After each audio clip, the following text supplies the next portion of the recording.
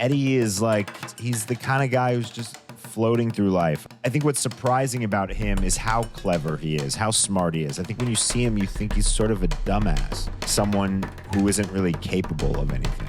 What, you think I'm illiterate just because I don't have any money, I can't read? I read.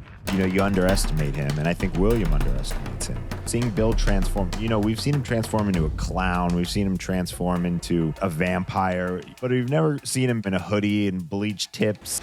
I know you don't, because she's calling me, telling me you ghosted your own daughter. I can't believe you're doing this again. Eddie has a family. He has a daughter. And at the start of the film, his priorities are out of whack. He's not there for her in the way that she needs.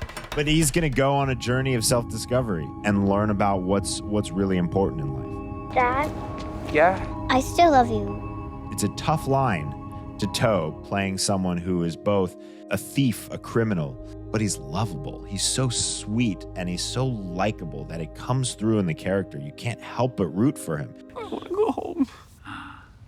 We can never go home again, Eddie. Hello, Eddie. I'm William.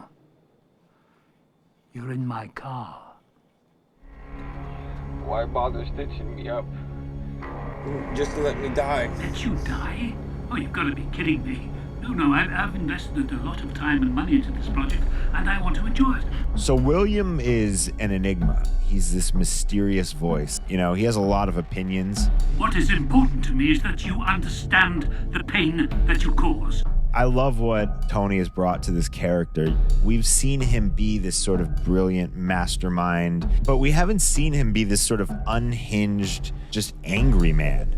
I'd look at Anthony Hopkins on Instagram, and I would see this persona that I didn't recognize from his movies. You know, he's so big and he's so bubbly and he's having so much fun. And that sort of inspired a lot of William for me.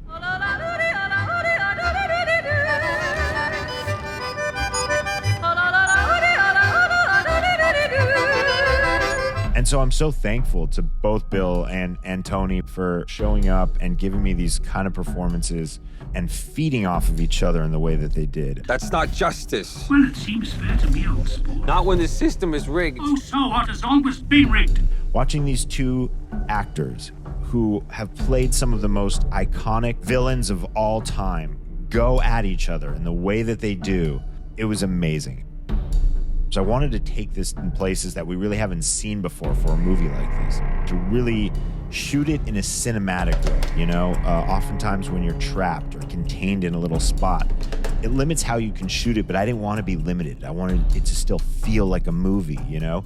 And feel big and take big, ambitious swings with its cinematography without having to surrender to just the scale of the box he's trapped in.